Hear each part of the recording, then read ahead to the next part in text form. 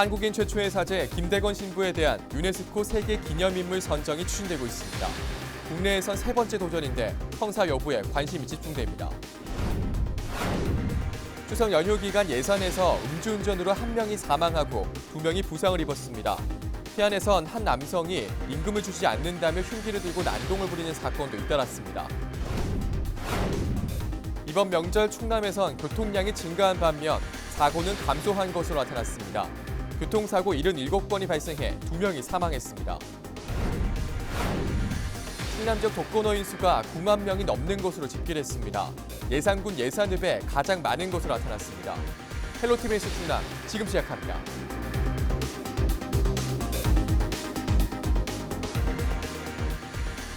여러분 안녕하십니까? 헬로티비 뉴스 충남입니다. 당진 출신의 김대건 신부를 세계 기념인물로 지정하기 위한 움직임이 일고 있습니다.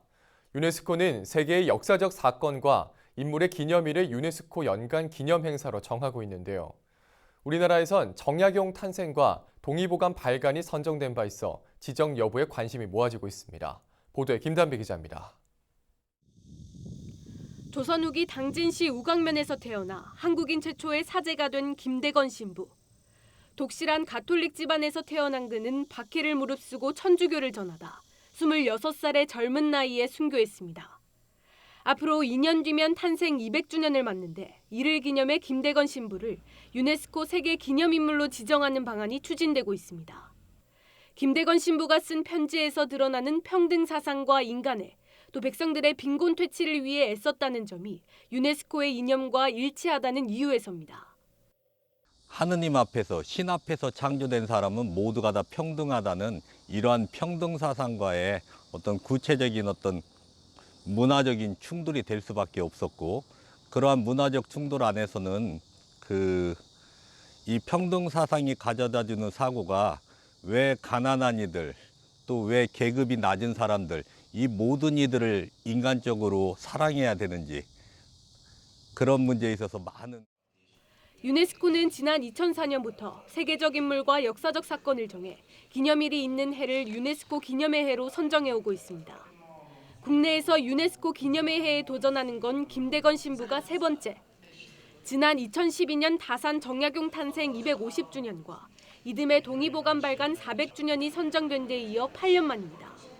특히 이번에는 유네스코 본부에 제출한 신청서에 프랑스와 베트남, 필리핀 등 3개국의 지지 선언까지 더해지면서 선정 가능성에 기대가 모아지고 있습니다. 전 세계적으로 주목받는 세계 명사, 세계 인물로 이제 인정을 받게 되는 건데요.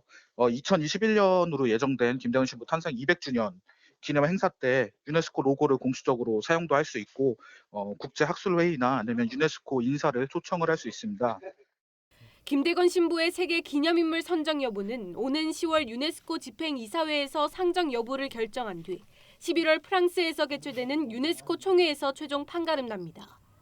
헬로티비 뉴스 김단비입니다.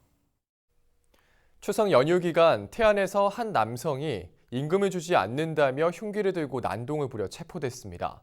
예산에서는 음주운전으로 한 명이 사망하고 2명이 다쳤습니다. 사건 사고 소식 정선영 기자입니다. 흉기를 든 남성이 배 위에서 경찰과 대치하고 있습니다. 대화를 시도하던 해경은 남성이 담배를 피우는 사이 재빨리 바다로 밀쳐냅니다. 지난 11일 밤 11시 5분쯤 태안 신진항에 정박한 어선에서 54살 이모 씨가 닷새 동안 일한 임금을 주지 않는다며 어구와 집기를 내던지고 난동을 부렸습니다. 해경은 특수죄물 손괴와 주거 침입 등의 혐의로 이 씨를 구속 수사하고 검찰에 송치할 예정입니다. 흰색 차량이 가로수를 들이받은 채 서 있습니다. 충격으로 뒤쪽 범퍼는 거의 떨어져 나갔습니다. 13일 오전 8시 10분쯤 예산 벚꽃로에서 24살 A씨가 몰던 승용차가 신호등과 도로 경계석, 가로수까지 잇따라 들이받았습니다. 이 사고로 뒷좌석에 타고 있던 24살 B씨가 숨졌고 운전자 A씨와 조수석에 탄 24살 C씨가 다쳤습니다. A씨는 당시 면허 취소 수준인 혈중 알코올 농도 0.142%로 만취 상태였습니다. 조사 결과 이들은 친구 사이로 새벽에 술을 마신 뒤 렌터카를 타고 아산으로 가던 중이었습니다. 경찰은 A씨를 위험 운전 치사 혐의로 현행범 체포하고 자세한 사고 경위를 조사 중입니다. 해상 안전사고도 잇따랐습니다. 13일 오전 9시 12분쯤 태안 당하마 해상에서 고무보트를 타고 낚시를 하다 배터리가 방전돼 표류 중이던 30대 남성이 구조됐습니다. 가이도 북항 인근에서도 12일 오후 3시 42분쯤 갯바위 낚시를 하다 고립된 60대 아버지와 30대 아들이 구조됐습니다. 태안해경은 바다에 나가기 전 날씨와 물때를 확인하고 긴급 상황 시 119나 스마트폰 앱 해로드를 이용해 신고해달라고 당부했습니다. 헬로티비 뉴스 정선영입니다. 추석 연휴 기간 충남에선 교통량이 증가한 반면 사고는 감소한 것으로 나타났습니다. 충남지방경찰청은 지난 11일부터 15일까지 도내 하루 평균 교통량은 73만 7천여 대로 지난해보다 9.3% 증가했다고 밝혔습니다. 추석 당일에는 88만 2천여 대로 지난해 추석보다 0.8% 증가해 일부 고속도로와 국도 구간에서 정체를 겪었습니다. 연휴 기간 발생한 교통사고는 77건으로 지난해보다 28% 감소했습니다. 이로 인한 부상자는 77명, 사망자는 2명으로 집계됐습니다. 선선한 바람이 불면서 가족과 함께하는 야외 활동이 부쩍 많아질 때입니다. 이때 특히 조심해야 할 게 있는데요. 바로 진드기입니다.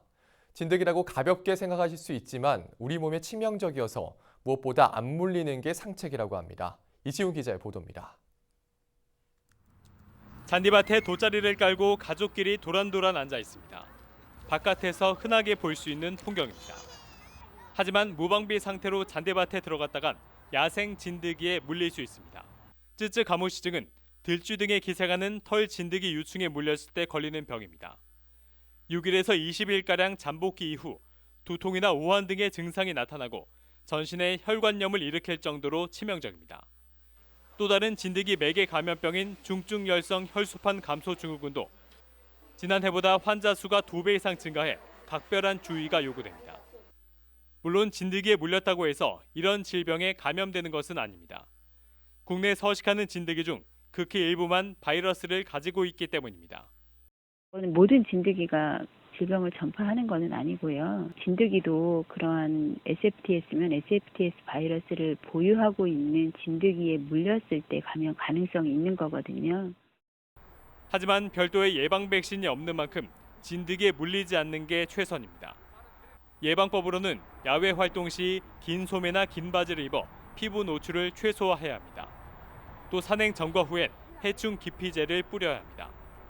이 밖에 풀밭에 옷을 벗어두지 말아야 합니다. 헬로티비 뉴스 이지훈입니다.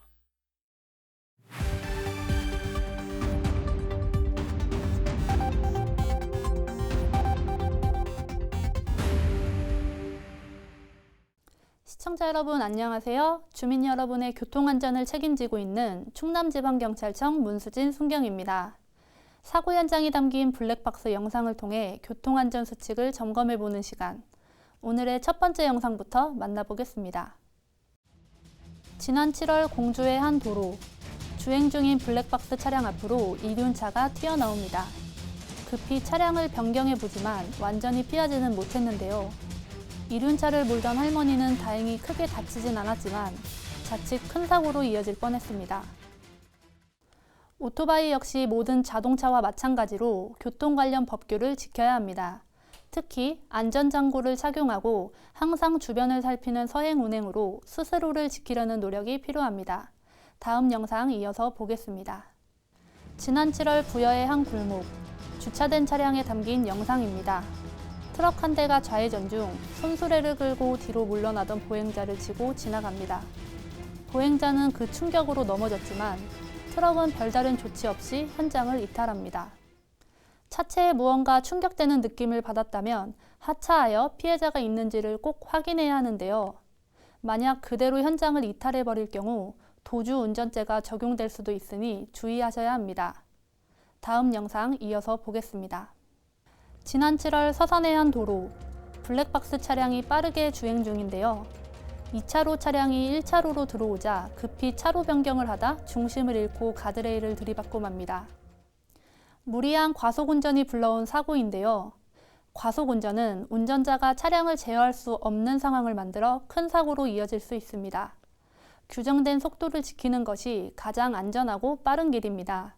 지금까지 블랙박스로 본 교통안전 문수진 순경이었습니다.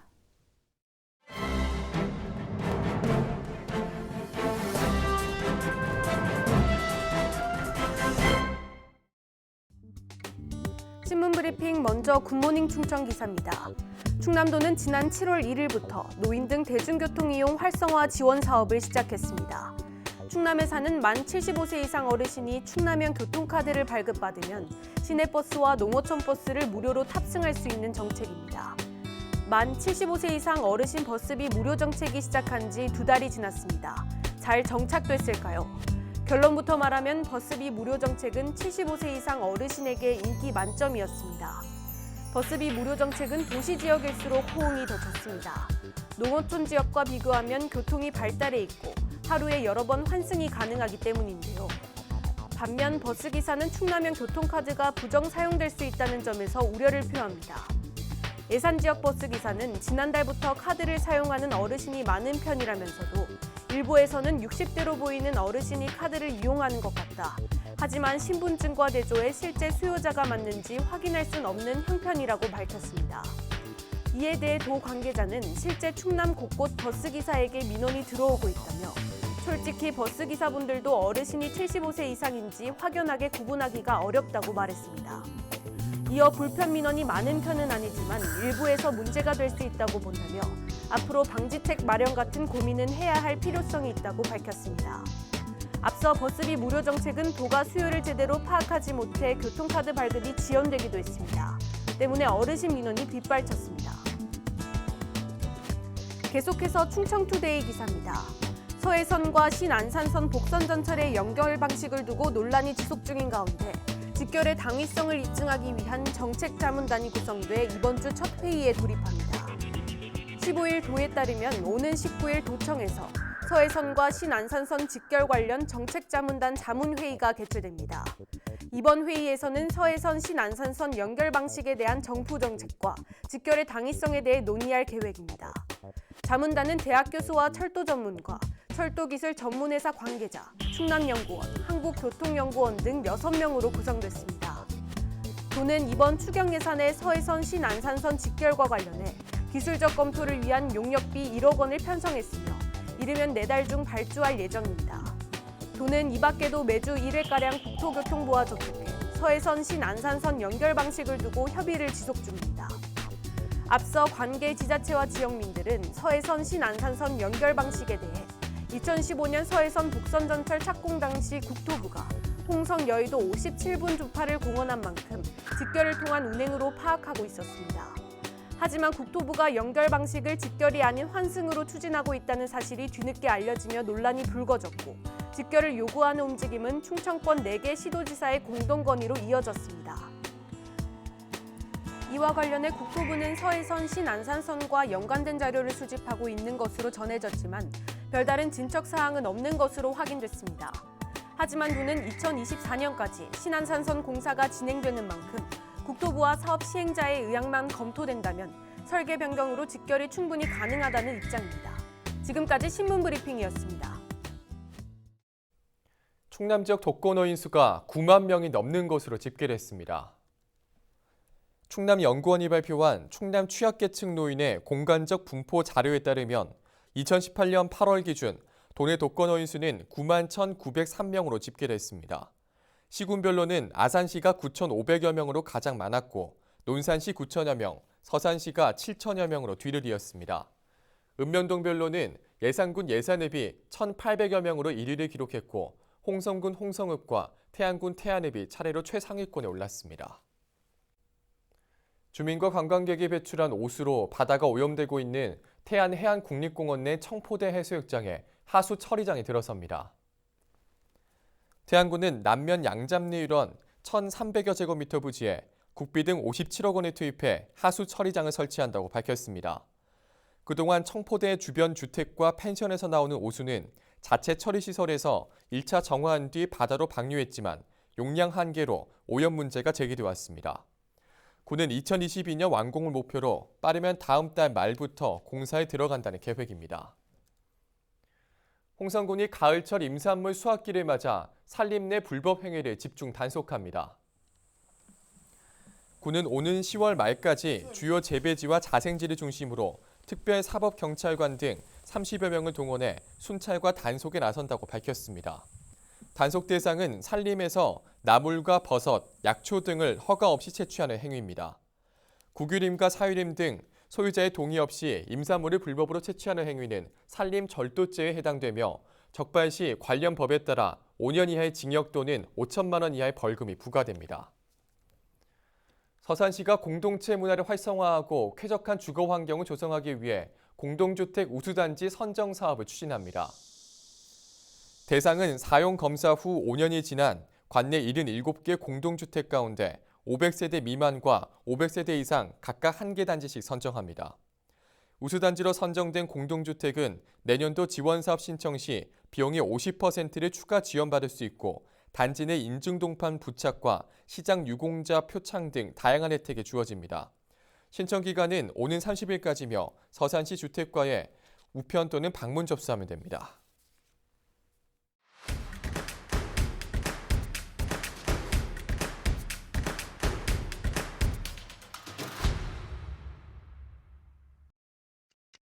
충남도가 민선 7기 3년차에 접어드는 2020년을 맞아 시책 보고회를 16일 개최했습니다. 이날 보고회에는 양승조 지사 등 140여 명이 참석해 저출산과 고령화의 위기를 극복하고 지역 균형 발전을 위한 380여 개 시책에 대해 토론하는 시간을 가졌습니다. 내년 도정 역점 추진 시책은 아이 키우기에 좋은 충남과 어르신이 행복한 충남 등 8대 핵심 과제로 구성됐습니다. 서산시가 제1회 사회적 경제기업 예비창업자 공모를 통해 우수 창업 아이템을 보유한 4개 팀을 최종 선정했습니다. 수상자에겐 상금과 함께 앞으로 창업 후 사회적 경제기업으로 진입할 수 있도록 교육과 전문 컨설팅이 제공됩니다. 사회적 경제기업 예비창업자 공모는 창업 아이템을 발굴해 사회적 경제기업으로 진입할 수 있도록 지원하기 위해 마련됐습니다. 태안군 하반기 농업기계 순회 수리교육이 11월까지 이어집니다. 순회 수리교육은 농업기술센터 관계자가 마을을 직접 찾아가 경운기와 관리기 등 소형 기종을 위주로 교육을 진행하는 프로그램입니다. 태안군은 2만 원 미만의 부품 수리 비용은 무료로 공급하고 그 외의 부품은 실비만 부담하도록 하고 있습니다.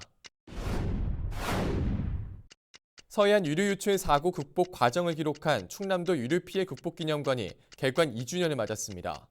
2017년 9월에 문을 연 유류 피해 극복 기념관에는 11만 명의 방문객이 다녀갔으며 특히 해설 프로그램을 시작한 이후 방문객이 70% 증가한 것으로 나타났습니다.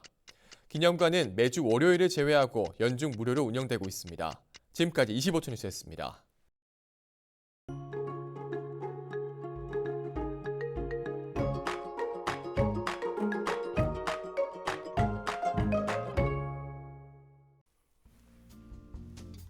날씨와 생활입니다. 화요일 충남 지역 맑겠습니다. 다만 낮과 밤의 기온차가 커서 감기 걸리기 쉽겠는데요. 건강관리에 유의하시기 바랍니다.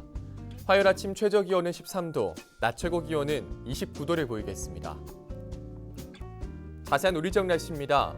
아침 최저 기온은 청양이 13도, 홍성이 15도, 당진과 서산, 예산이 16도, 태안이 17도로 예상됩니다. 낮 최고 기온은 당진이 27도, 서산과 홍성, 예산, 청양이 28도, 태안이 29도를 보이겠습니다. 다음으로 생활지수입니다. 화요일 충남 지역 맑겠습니다. 빨래와 세차하기 좋은 날이 되겠고요. 가까운 곳으로 나들이 가기도 좋겠습니다. 우리 지역 주간 날씨 살펴봅니다. 이번 주는 고기압의 영향으로 대체로 맑은 날이 많겠습니다. 기온은 평년과 비슷하겠고 강수량은 평년보다 적겠습니다. 이어서 우리 지역 바다 날씨 살펴봅니다. 서해 중부 해상과 서해 남부 해상 맑겠습니다. 바다의 물결은 서해 중부 0.5에서 1m, 서해 남부는 1에서 2m로 일겠습니다. 지금까지 날씨 전해드렸습니다. 헬로티비 뉴스 충남은 지역 주민 여러분과 함께 만들어가는 방송입니다. 평소에 궁금하신 내용이나 알리고 싶은 소식, 또 생활 속 민원사항이 있다면 언제든 제보해 주시기 바랍니다. 오늘 저희가 준비한 소식은 여기까지입니다. 저는 언제나 지역 주민 여러분 곁에 있겠습니다. 함께 해주신 여러분 고맙습니다.